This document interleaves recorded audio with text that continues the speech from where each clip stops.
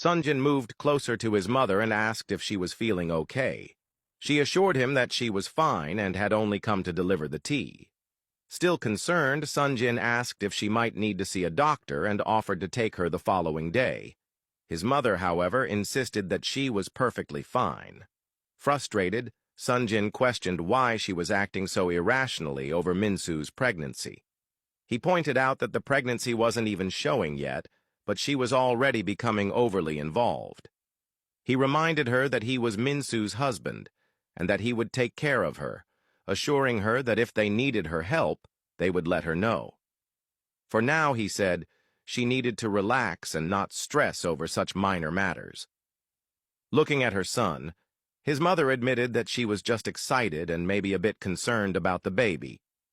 Taking her hands, Sonjin gently asked if her behavior was really just excitement, or if she had been thinking about his late brother again.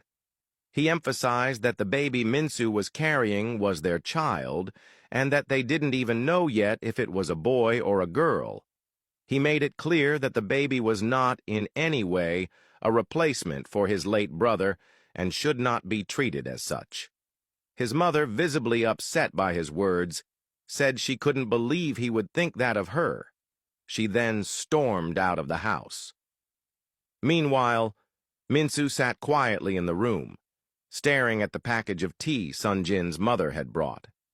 She couldn't shake the feeling that there was something off between Sonjin and his mother, something he wasn't telling her.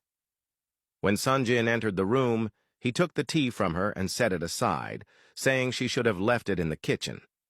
Minsu looked at him and asked what was really going on. She expressed that it seemed like there was something deeper between him and his mother that he was keeping from her. Sonjin sat beside her and took her hand, explaining that he just didn't want her to be stressed. He felt like his mother was going overboard. Minsu, noticing the hesitation in his eyes, told him he could be honest with her. As a married couple, she said, they should be able to share everything. She gently asked if there were issues between him and his mother. Sonjin quickly dismissed the idea, insisting that there were no issues. He then shared that he was simply worried. After his brother died, his mother suffered a prolonged mental breakdown. Her grief affected her deeply, so much so that she began calling every little boy she saw by his late brother's name, Taemin. He recounted a disturbing incident when she had brought home a little boy, almost resulting in her arrest for kidnapping. Fortunately, they managed to explain the situation to the police, and she was not taken into custody. He admitted to Minsu that he was scared. He feared that his mother might be projecting her grief onto their unborn child, seeing the baby as a replacement for Taemin. He confessed that sometimes he silently prayed the baby would be a girl, hoping it might prevent his mother from relapsing into her past behavior. Minsu, after listening intently, reassured him. She said he shouldn't worry too much, as she could tell that his mother genuinely cared about her and the baby.